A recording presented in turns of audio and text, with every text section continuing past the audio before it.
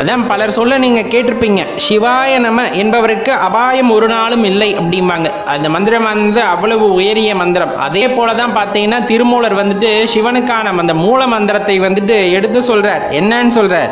சிவசிவ என்கிறார் தீவினையார், சிவசிவ என்றிட தீவினை மாலும், சிவசிவ என்றிட தேவரும் ஆவர், சிவசிவ என சிவகதிதானே அப்படிங்கிற அந்த மூல மந்திரத்தை வந்து நமக்கு சொல்கிறாங்க.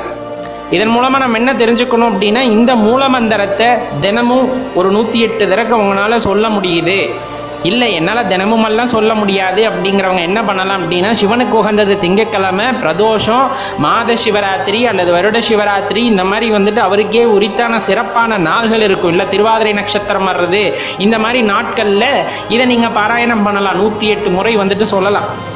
இல்லை 1008 முறை சொல்கிறவங்க சொல்லலாம், 10,008 முறை சொல்கிறவங்க சொல்லலாம், 1,08 முறை சொல்கிறவங்க சொல்லலாம்.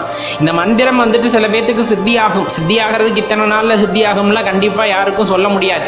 மன தூய்மை, அவர்கள் எந்த அளவுக்கு உண்மையாக இந்த மந்திரத்தை சொல்கிறார்கள் என்பதை பொறுத்து தான் அவர்களுக்கு இந்த மந்திரமானது சித்தியாகும்.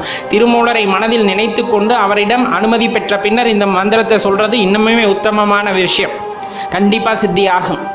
அப்படி ஆச்சு அப்படிங்கும் போது கண்டிப்பாக நீங்கள் சிவனோட அருளை பெற முடியும். ஆக மொத்தம் சிவனோட அருள் இருந்தாலோ சிவனோட கருணை இருந்தாலோ தான் இந்த பதிவு உங்களால் கேட்டு இருக்க முடியும். ஏன்னா உயரிய வாழ்க்கை வாழ்வது தான் ஒரு அர்த்தமாக இருக்கும். உயரிய வாழ்க்கைனா என்ன?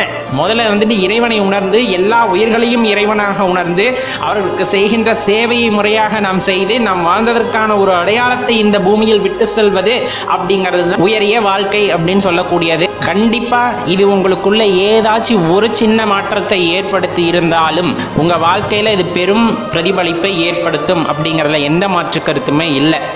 இந்த பதிவு உண்மைதான் அப்படின்னு உங்கள் மனசுக்கு தோணுச்சு அப்படிங்கும் போது மற்றவர்களும் பயனடையட்டும், மறக்காமல் உங்கள் நண்பர்களோடையும் பகிர்ந்து கொள்ளுங்கள் அப்படின்னு கேட்டுக்கொள்கின்றோம்.